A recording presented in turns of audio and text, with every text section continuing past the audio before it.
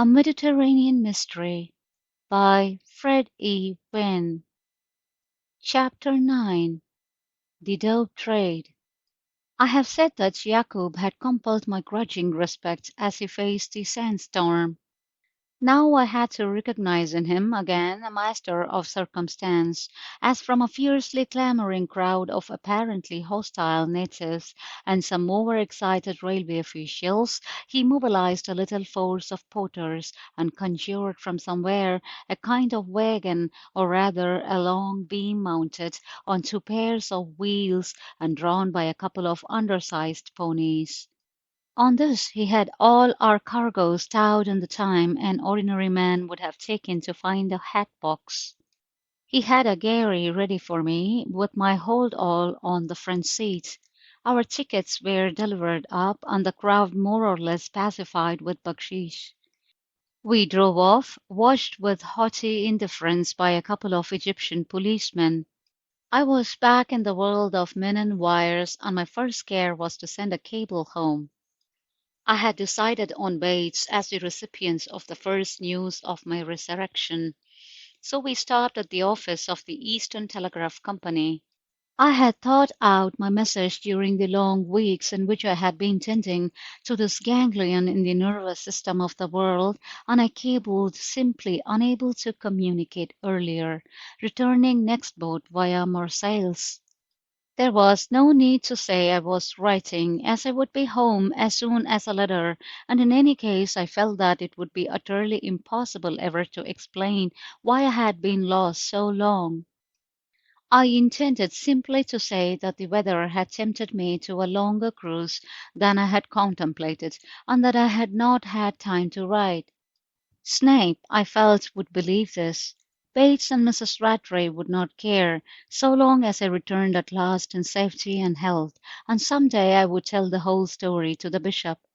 There was really no one else who would be either curious or concerned, though Marshall would doubtless be glad not to have to apply to a court of law to presume my death, and some day I would certainly swagger a little in my corner at the Athenaeum about my adventure in the sand and my exploration to the temple of Osiris. I had begun to think of myself as more in my element at the Savage or the Travellers. I posted Captain Welfare's letter to his agent, and we arrived at Van Ermengen's hotel, a pleasant spacious place facing the sea, from which it was only separated by the wide tram-girt road and the sea wall. Van Ermengen, the proprietor, met us in the hall. He was a thin, grave man with a hard face, so narrow that his profile seemed to be cut out of the edge of it. He had a cramped mouth and restless, rather anxious eyes, as colourless as his face and hair. He received me very graciously, and made no difficulty about my wagon load of packing cases. He instructed Jacob, who arranged with the hall porter about their disposal. He seemed very anxious to explain to me that he was of English nationality, and that his establishment was run on English lines. He did not seem to know Jacob, and apparently had no curiosity about me, not even asking my name, or expecting me to write it in a book. I suppose it is impossible to take me for anything but a British person, for he had assumed my nationality before I spoke, and addressed me in English. It was my first experience of a European hotel in the Near East, and I was a little astonished at the vast size and the bareness of my bedroom. But it was delightfully cool. The sun was just setting over the sea, on which three tall windows of my chamber looked, and the sea breeze blew freshly into the room. I looked out longingly with the desire to see the sails of the Astarte coming into port, but there was nothing in sight but a couple of feluccas and a distant steamer. A window at the side opened on a narrow street, and I looked down curiously at the busy Oriental scene in the violet transparency that fills the streets of Alexandria at sunset. Then I went and wallowed long and luxuriously in a great bath, and shaved myself decently and respectably again. After my scorching in the desert, the evening seemed cool enough for ordinary clothes, and it was with a curious sense of luxury that I put on the dark clerical suits that had last been folded by Bates in my dressing room at home. There were still some minutes before the wonted English dinner would be served at 8 o'clock. I lit a cigarette and sat down by an open window watching the rapid onset of night and the assembling of the stars. Hungry as I was, I realized that I was very tired. I could have slept where I was, but I did not wish to sleep.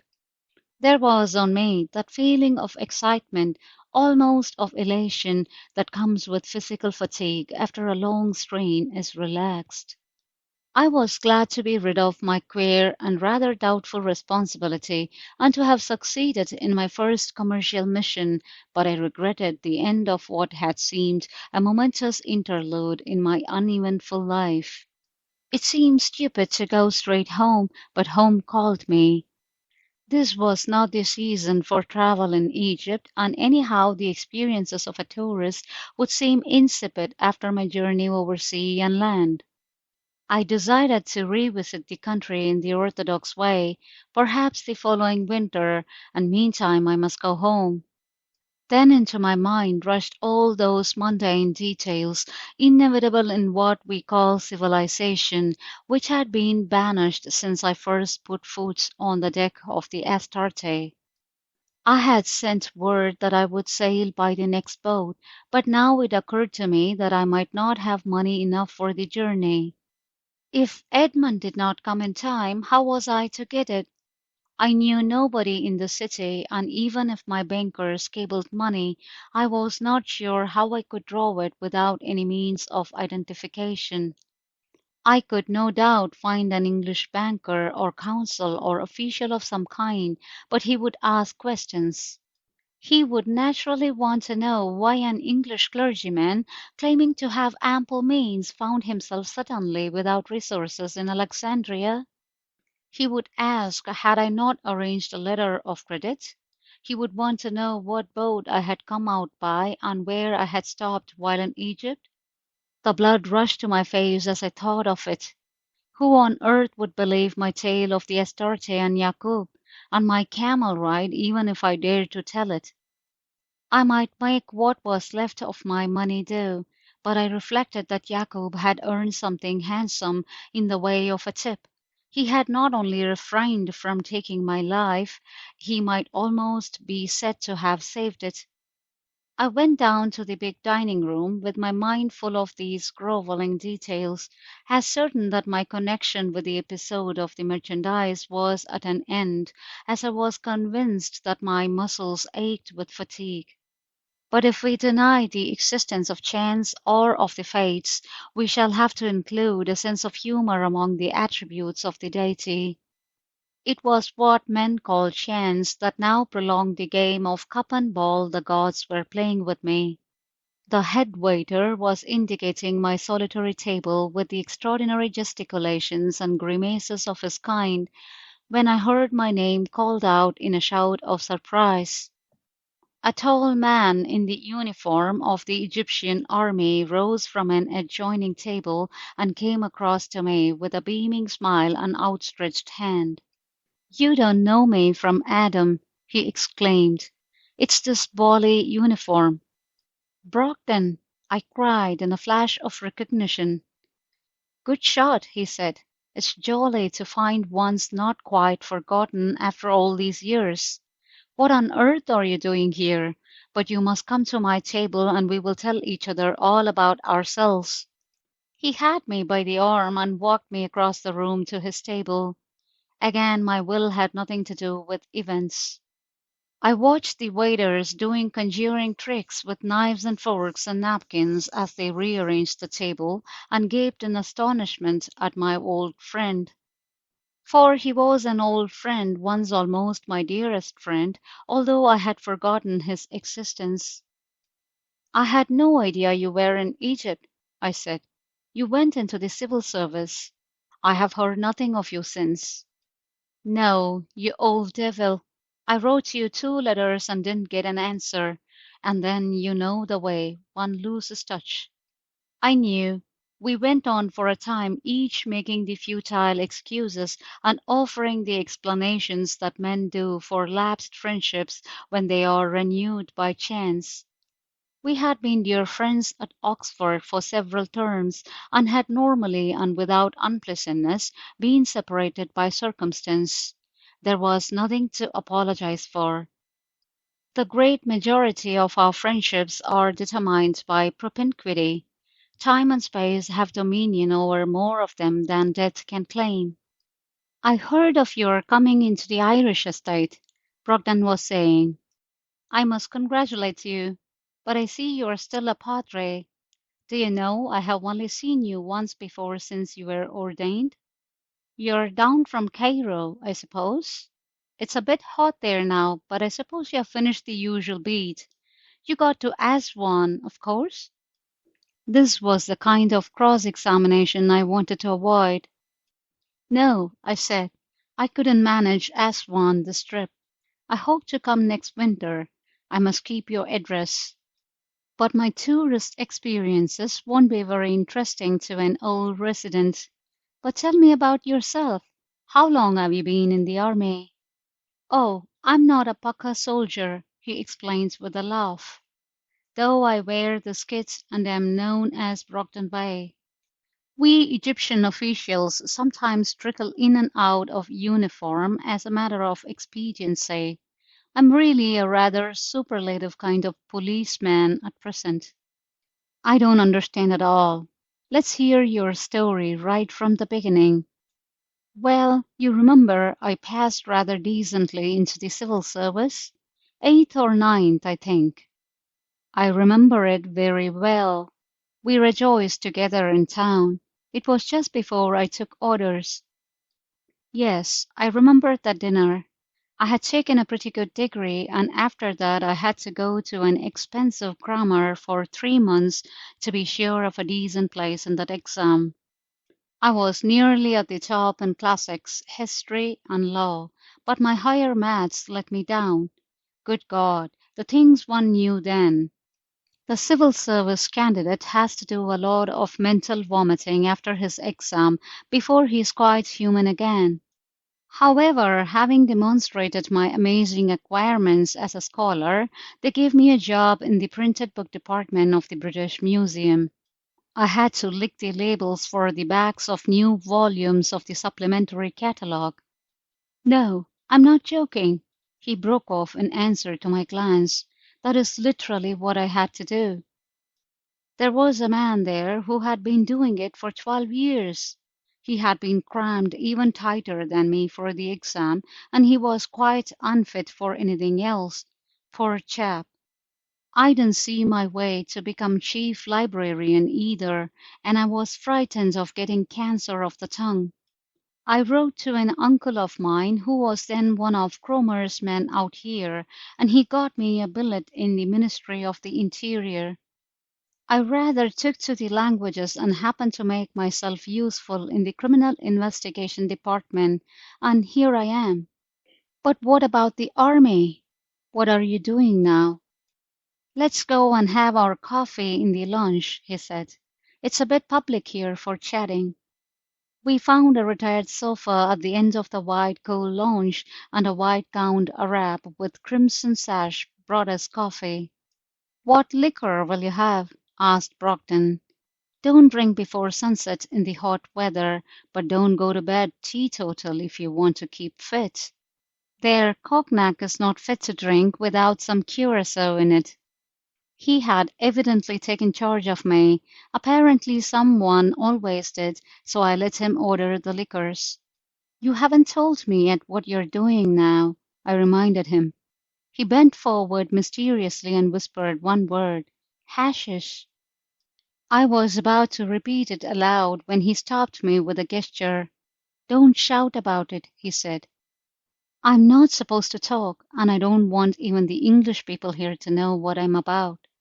But it can't matter telling you, and you would be surprised what a relief it is to talk to someone. I was thankful to have started him on a topic that would keep him from questioning me till bedtime. That's some kind of drug, isn't it? I remember it in the Arabian Nights. Good Lord, where have you put yourself in Egypt? Yes, it's a kind of drug, as you say, he whispered again. It's cannabis indica, Indian hemp in the medical books. We call it the other thing. It's meat and drink, wife and family, lunacy and lingering death to the Oriental when he gets fond of it. Drink's a boon and a blessing, and opium is mother's milk to it. We have stopped it being cultivated and we have prohibited its importation. We are still trying to stop its being smuggled. That's my job at present. I've been given a semi-military appointment with the temporary rank of colonel, Egyptian colonel of course, but that's a blind. Any story of smuggling has always had a certain fascination for me. I became interested at once and forgot my fatigue and my longing for bed.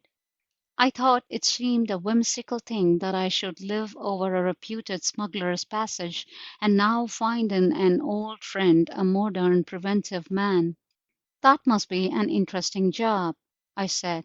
Tell me as much as you can. I need not tell you I have sense enough to keep my mouth shut. I know you will. You see, the natives, especially the wealthy ones, will have the stuff, and they simply don't care what they pay. Naturally, the value of it has become enormous, incredible. These damned Arabs and Levantines are always slipping it in. But there's a bigger trade going on. They grow it regularly now in Greece, and the Greek government won't lift a finger to stop it. There's too much baksheesh about. It will be a big thing for me if I succeed. At present, I'm sorry to say I'm on the track of two renegade Englishmen. Englishmen? I repeated. That's bad. It's damnable, he said. You can't imagine how we depend on prestige out here. If I could get evidence against them, we should have to keep it quiet here and have them dealt with at home. At present I have only suspicions to go on, but they are in tow with a rascally native, the biggest blackguard in the trade. He was in the police and got to know all the ropes. Some years ago he made a big coup, collared two feluccas full of the stuff near the western frontier. There was thousands of pounds worth of the drug in them, and he had risked his life a dozen times to bring it off, to say nothing of the brains he showed. Of course he was entitled to a reward, and what do you think they offered him? I have no idea. £5, he groaned. Think of it, he continued a moment later. £5 to a man like that? He put the money back on the desk, smiled, saluted, and disappeared. The fellow who had to offer him the money told me his smile as he saluted keeps him awake at night still. The memory of it, I mean. He's had to take a long sick leave on account of insomnia. Of course, the man went straight into the trade, and I fancy he really organizes the whole business. I have all the evidence I want against him, and when I get him he will give away his English pals all right. What's his name? I asked to fill another pause. How? Names don't count with a fellow like that. He will answer to anything. Osman, Ali, Yakub, anything that comes to, and as the old lady said of her goats. Yakub? I asked, startled. Yes, why? A blur of impressions and calculations mingled in my tired mind. It suddenly occurred to me that the description was like our Yakub, but he had been on the Astarte all this time. Nothing fitted in. Still, some instinct made me disinclined to give any particulars about my enemy, if such I could still consider him. Jacob is my dragoman's name, I replied. It's a common enough name, said Brockton with a laugh. They have only got about a dozen names among them. But what have these Englishmen got to do with it? They run the damned ship. A wretched little Greek schooner they picked up here, interned during the Balkan War, and sold for a song. They profess to be making money out of the fruit trade, which of course is not. I was aware only of the effort to keep any revealing emotion from my face. Suddenly and quite clearly I had seen who were the two renegade Englishmen. I had only one idea, that they were in danger of betrayal by Jacob. How he had managed to deceive them, or how far they might be compromised, I did not try to guess. My only thought was that Brockton was now an enemy, a skilful questing enemy on the track of a frightful misapprehension. I felt my skin grow cold as I thought what a mere chance it was that I had not told him my story, enough of it anyhow to lead him straight to Jacob and Edmund's disgrace. People would never understand that Edmund was innocent. Suddenly the question occurred to me, would they understand that I was? Brockton was talking all the time, and now I listened again. I was making things so hot for them that they left the Mediterranean in the beginning of this year. They are experts at dodging signal stations, and I lost track of them till they got to London. Ship's papers, manifest, cargo, and everything all right, but the police got warrants out for the Arab in the name of Osman Hamouda. Then they disappeared again. We hoped to pick them up at Jersey, where we found they had relations with some very shady customers. I don't know what their game was, but there's sporadic smuggling going on there, still in the old commodities, whenever a chance offers. However, we missed them again. They got warned somehow and disappeared. I shouldn't be surprised if they are back in the Mediterranean. We will find them with a perfectly innocent cargo of bananas or something. Brockton laughed, and then I heard him exclaim, "Hello, what's the matter? You're ill." A great darkness had come on me, through which I seemed to hear his voice as a teasing sound at a distance. I saw it all now. Edmund had known all along. "No, I'm all right now. A bit fagged on the heat. Let me help you to your room." "No, no, thanks. I can walk all right." I stood up to show him that I could, and to my surprise I was really dizzy. I swayed and sat down awkwardly on the couch, but my mind was clearing. "Stop there a bit," he said authoritatively, and rang the bell. "Here, Esma," he called to the Arab. "Get a whiskey, get two large ones, and some soda." I swallowed the whiskey, longing only to be left alone. "That's better," I said, and this time I managed to rise quite steadily. "I will turn in, I think, if you don't mind. Many thanks. Good night." "Well, I will look you up tomorrow." He came to the foot of the staircase with me, and I felt he was watching me as I went up. I turned at the landing and smiled, I think quite naturally. He waved a hand, and I was rid of him at last and alone in my room. I wanted to think everything out and understand as far as I could, but thought was blotted out by emotion. My mind seemed blackened by the sense of Edmund's degradation. Less worthily, but I suppose not unnaturally, there simmered the sense of personal humiliation and affront. Edmund had associated with Welfare and Jacob in making of me their tool and dupe.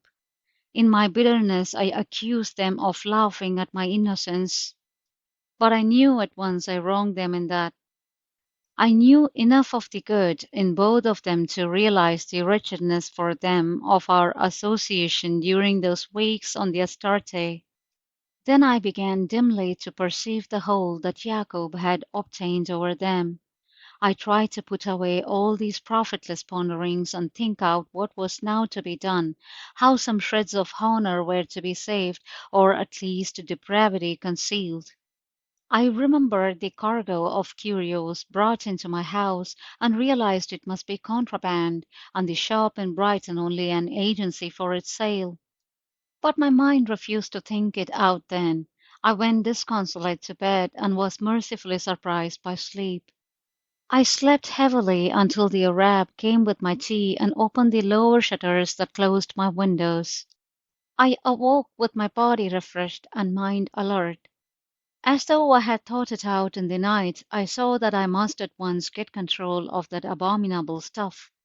Whatever happened, it should not be released to poison the souls and bodies of men. I would be a passenger no longer, but must act now. I hated and feared the timidity and indolence that I had made a sort of petted habit. As soon as I was dressed, I went downstairs and sent for Van Ermengen. He came, smiling and urbane, and wished me good morning.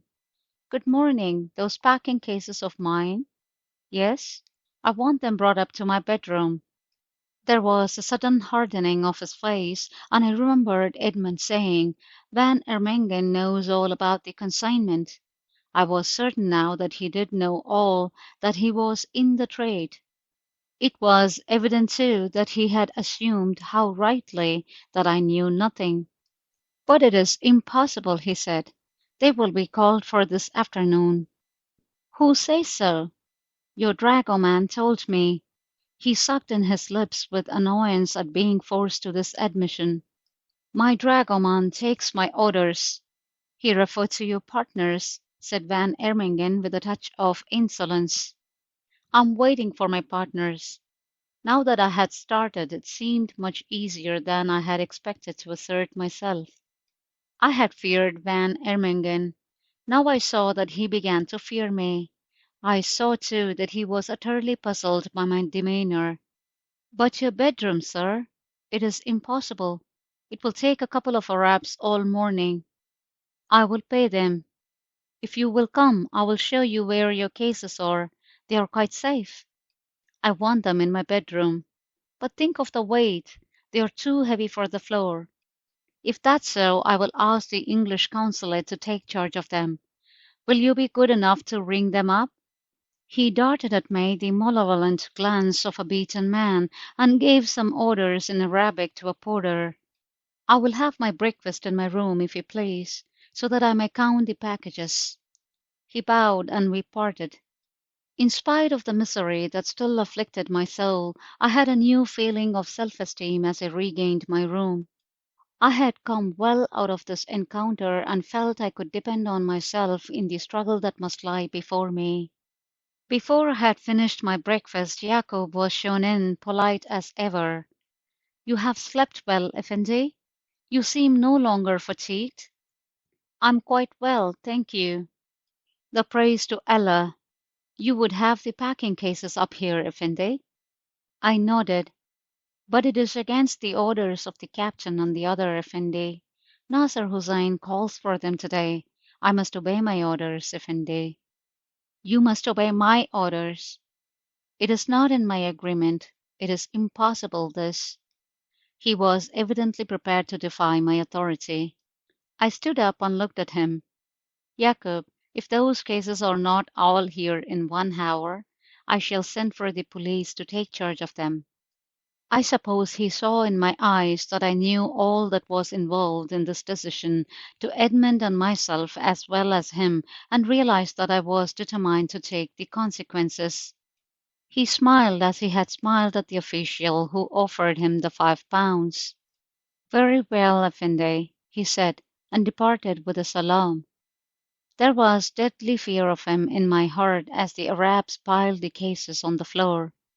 Shortly after they had deposited the last one, a message came that Brockton Bey was waiting for me below.